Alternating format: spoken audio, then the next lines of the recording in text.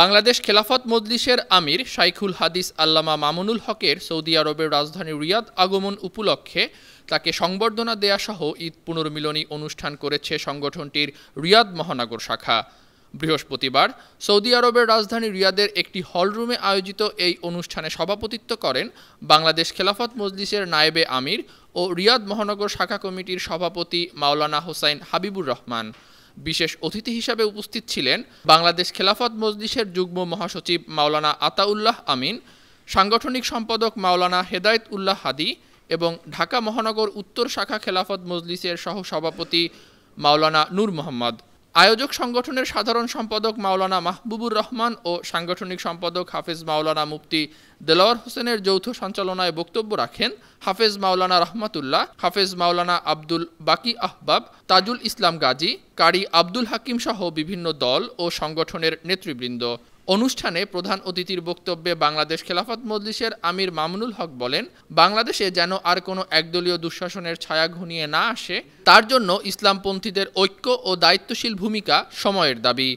আমরা বাংলাদেশকে ভালোবাসি, যারা বঙ্গভঙ্গের পক্ষে ছিলাম, যারা 1947 সালে কলকাতা এবং দিল্লিকে উপেক্ষা করে একটি মুসলিম স্বাধীন জাতিসত্তা গড়ে তোলার জন্য ঐতিহাসিক মতামত প্রদান করেছিলাম, যারা 1971 সালে মহান মুক্তিযুদ্ধের মধ্য দিয়ে সেই অত্যাচারী জালিম পিন্ডির দাসত্বের শৃঙ্খল থেকে দেশ এবং জাতিকে মুক্ত করেছিলাম।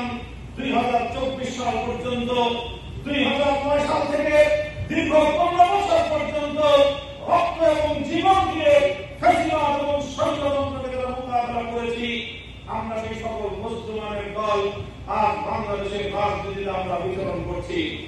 আমি বরাবরের মতো সকল পক্ষকে উদাত্ত আহ্বান জানিয়ে বলতে চাই, বাংলাদেশের রাজনীতি গণতান্ত্রিক রাজনীতির ধারায় সরকারি দল এবং বিরোধী পক্ষ দুই পক্ষ অবশ্যই থাকতে হবে।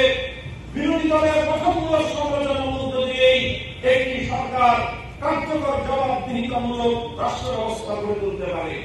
কাজে আগামী বাংলাদেশে চলমান এই রাজনৈতিক বিরোধটিকে আমরা একটি সুন্দর সরকার এবং বিরোধী দলের সমালোচনামূলক জবাবদিহিতামূলক গঠনমূলক রাজনীতি আমরা দেখতে চাই।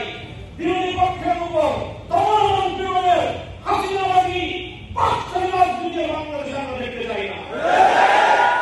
কাজে সেই মনোবৃত্তি আমাদের প্রতিটি রাজনৈতিক দলকে পোষণ করতে হবে। সকল রাজনৈতিক মতকে আমরা শ্রদ্ধা জানাতে চাই। যার যার রাজনৈতিক মতামত ব্যক্ত করার, মত প্রকাশের স্বাধীনতা, নিরাপত্তা বাংলাদেশে আমরা নিশ্চিত করতে চাই। সেভাবে যেন আগামী বাংলাদেশ গড়ে ওঠে। সেই জায়গা থেকে বাংলাদেশ খেলাফত মজলিসের আমির হিসেবে আমি বাংলাদেশ খেলাফত মজলিসের অবস্থানকে দায়িত্বহীনভাবে ব্যক্ত করতে চাই। বাংলাদেশ খেলাফত মজলিস আগামী বাংলাদেশ গড়ে তুলবার জন্য 47, 71, 24 জন্য বাংলাদেশকে গড়ে তুলবার জন্য ঐতিহাসিক ভূমিকা পালন করবে এবং আপসহীন ভূমিকা পালন করবে।